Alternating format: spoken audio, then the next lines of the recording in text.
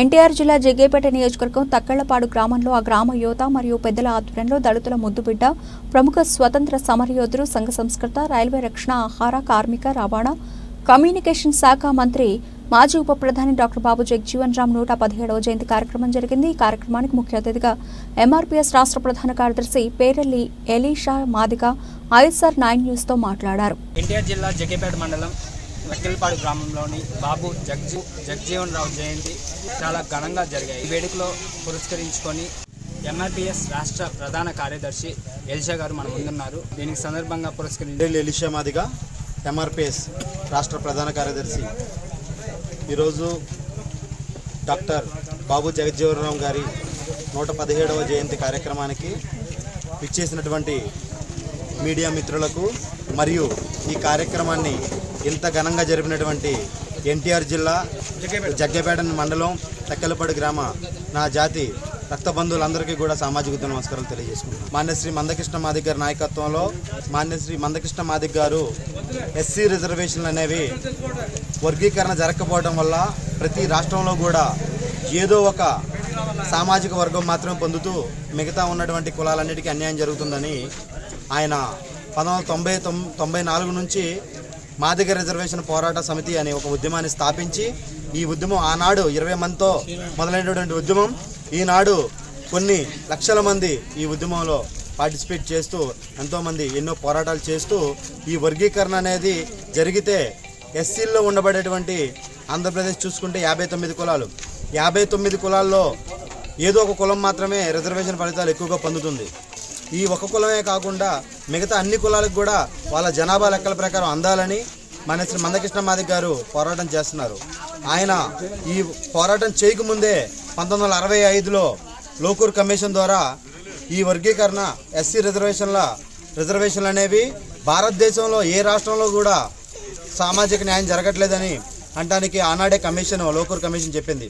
ఆనాడు చూసుకుంటే ఈనాడు మహారాష్ట్రలో మెహర్లు, ఉత్తరప్రదేశ్లో చమర్లు, ఆంధ్రప్రదేశ్లో చూసుకుంటే మాలలు, ఇలా ప్రతి రాష్ట్రంలో కూడా భారతదేశంలో ఉన్నటువంటి ప్రతి రాష్ట్రంలో కూడా ఎస్సీ రిజర్వేషన్లు అనేవి ఏదో ఒక కులం మాత్రమే పొందుకొని మిగతా కులాలన్నిటికీ అన్యాయం జరుగుతుంది। కాబట్టి రిజర్వేషన్లు అనేవి ఆనాడు డాక్టర్ బిఆర్ అంబేద్కర్ గారు పొందుపరిచారంటే దానికి ఒక కారణం ఉంది। ఎన్నో వందల తరాలుగా ఈ సమాజంలో సామాజిక ఆర్థిక విద్య రాజకీయ రంగాల్లో వెనుకబడినటువంటి దళిత కులాలకి దళిత వర్గాలకి సామాజిక న్యాయం జరగాలని ఆయన రాజ్యాంగంలో రిజర్వేషన్లు పొందుపరిచారు।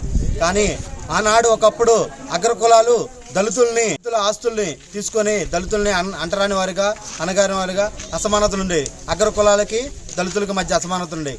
ఈరోజు రిజర్వేషన్లు పొందుపరిచినా కూడా 10 సంవత్సరాల్లోనే అసమానతలు పోయి ఈ సమాజంలో సమానత్వం రావాలని ఆనాడు డాక్టర్ బిఆర్ అంబేద్కర్ గారు రిజర్వేషన్లు పొందుపరిస్తే ఈనాటికి కూడా రాజ్యాంగం రాసి 75 సంవత్సరాలు అవుతున్నా కూడా ఈనాటికి కూడా సమాజంలో అసమానతలు ఉన్నాయంటే ఈ రిజర్వేషన్లు అనేవి సమాజంలో ప్రతి రాష్ట్రంలో కూడా సమానంగా అందకపోవడానికి ఒకప్పుడు అగ్రకులాలు దళితులను మోసం చేస్తే ఈనాడు దళితుల్లోనే రిజర్వేషన్లు పొందుకున్నటువంటి ఏదో ఒక కులం మాత్రమే ఈ రిజర్వేషన్లు అన్నింటినీ కూడా పొందుకొని మిగతా కులాలకు అన్యాయం చేయడం వల్ల దళిత కులాల్లోనే అసమానతలుండి ఈనాడు ఇంకా వెనకబడుతున్నాం ఉంది। కాబట్టి ఈ అసమానతలు పోయే విధంగా మాన్యశ్రీ మందకృష్ణ మాదిగ గారు ఈ ఎస్సీ రిజర్వేషన్లు అనేది వర్గీకరణ జరిగితేనే సమాజంలో సాంఘిక ఆర్థిక రాజకీయ రంగాల్లో దళితులందరికీ కూడా న్యాయం జరుగుతుందని ఆయన ఒక మాదిగల కోసమే పోరాటం లేదు ఎస్సీల్లో ఉండబడేటటువంటి 59 కులాల కోసం వాళ్ళ జనాభా లెక్కల ప్రకారం వాళ్ళ పిల్లలకి భవిష్యత్తు కావాలని ఆయన పోరాటం చేస్తున్నారు।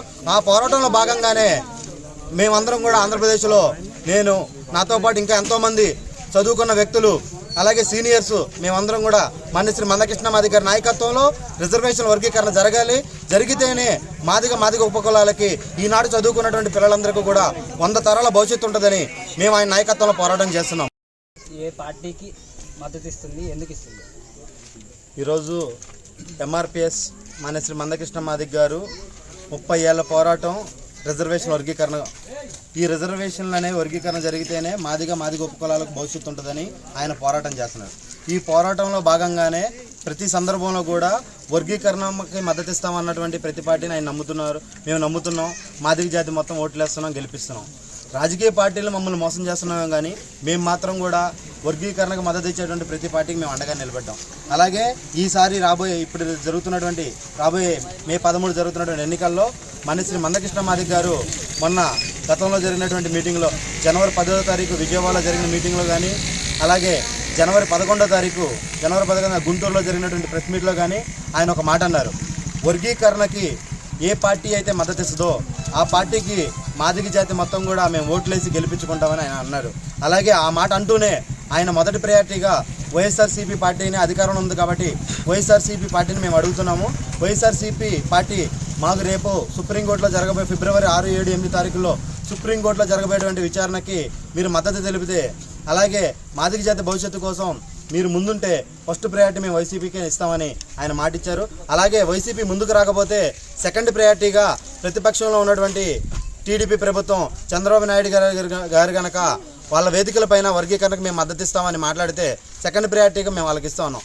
కానీ మొన్న జరిగినటువంటి ఫిబ్రవరి 6, 7, 8 తారీఖుల్లో సుప్రీంకోర్టులో జరిగినటువంటి ఏడుగురు సభ్యుల ధర్మాసనం ఆ విచారణలో ఎస్సీ రిజర్వేషన్ వర్గీకరణ జరుగుతున్నటువంటి విచారణలో ఆంధ్రప్రదేశ్ నుంచి ఒక లాయర్ను కూడా రాష్ట్ర ప్రభుత్వం పంపించకపోగా వర్గీకరణ గురించి ఈనాటి వరకు కూడా జగన్మోహన్ రెడ్డి గారు ఎక్కడ ఏ వేదిక పైన కూడా మాదిగల గురించి కానీ వర్గీకరణ గురించి కానీ ఆయన మాట్లాడలేదు. వర్గీకరణకు వ్యతిరేకించే ధోరణి ఆయన చేస్తున్నాడు. అలాగే చూసుకుంటే మొన్న అసెంబ్లీ సీట్లు 27 స్థానాలు ఆంధ్రప్రదేశ్లో ఎస్సీ రిజర్వ్ సీట్లుంటే 27 అసెంబ్లీ స్థానాల్లో 19 మాలలకు ఇచ్చి 10 మాదిగలకు ఇచ్చాడు. అంటే ఏ జనాభా లెక్కల ప్రకారం ఆయన మాదిగలకు 10 సీట్లు ఇచ్చాడు? రెల్లీస్ మాదిగలు కలుపుకుంటే 54% ఉన్నటువంటి ఈ సమాజంలో మీరు 29 సీట్లో 19 మాలలకు ఇచ్చి 10 మాదిగలకు ఇచ్చారంటే మాదిగ జాతిని వైఎస్ఆర్సీపీ జగన్మోహన్ రెడ్డి ప్రభుత్వం మోసం చేస్తున్నట్టే కదా. అలాగే ఇప్పటి వరకు మాదిగ కార్పొరేషన్ అని పెట్టారు. మాదిగ కార్పొరేషన్లో ఎన్ని కోట్ల రూపాయలు మాదిగ జాతి అభ్యున్నతి కోసం ఆయన వేస్తారో చెప్పానండి. ఈ విధంగా మా చిరకాల ఆకాంక్ష అయినటువంటి మాదిగ జాతి 100 తరాల భవిష్యత్తు అయినటువంటి వర్గీకరణకు ఆయన మద్దతు తెలపకపోగా మాదిగ జాతిని రాజకీయంగా కూడా అణగదొక్కాలని 10 సీట్లు మాత్రమే ఇచ్చి మాదిగ జాతికి ద్రోహం చేసినటువంటి వైసీపీకి శ్రీ మందకృష్ణ మాదిగ గారు మద్దతు ఇవ్వడానికి ఇష్టపడట్లేదు.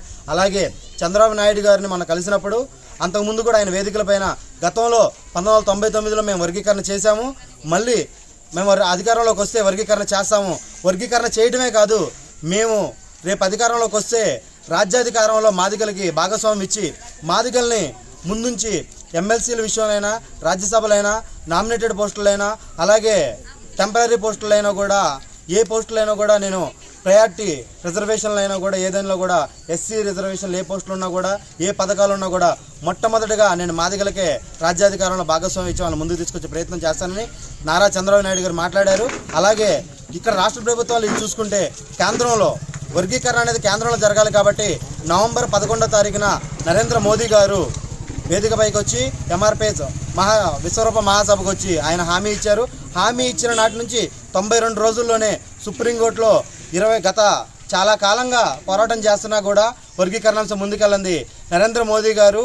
అలాగే అమిత్ షా గారు వాళ్ళు పెద్దన్న పాత్ర పోషించారు కాబట్టి మాదిగల చిరకాల ఆకాంక్ష అయినటువంటి వర్గీకరణ చేయడానికి అటు కేంద్రంలో బీజేపీ ప్రభుత్వం, ఇటు ఆంధ్రప్రదేశ్లో టీడీపీ ప్రభుత్వం ఎన్డీఏ కూడా ముందుకొచ్చింది కాబట్టి మహాజననేత శ్రీ మందకృష్ణ మాదిగ గారు ఏదైతే మాదిగల జాతి ఆకాంక్ష అయినటువంటి వర్గీకరణ ఎవరైతే మద్దతు ఇస్తారో వాళ్ళకి ఓటేయమన్నారు కాబట్టి రేపు మాదిగ జాతి మొత్తం కూడా ఎన్డీఏ కూటమికి ఓట్లేసి ఎన్డీఏ కూటమిని గెలిపించి మాదిగ జాతి అభ్యున్నతికి మీరందరూ కూడా శ్రీ మందకృష్ణ మాదిగ గారి మాట విని జాతి భవిష్యత్తును ముందుకు తీసుకెళ్లే విషయంలో ప్రతి ఒక్కరు కూడా ముందుండాలని నా సవినయంగా తెలియజేసుకుంటూ నాకు అవకాశం ఇచ్చినటువంటి మీడియా మిత్రులందరూ కూడా సామాజిక నమస్కారాలు తెలియజేసుకుంటూ జై భీమ్, జై మందకృష్ణ మాదిగ.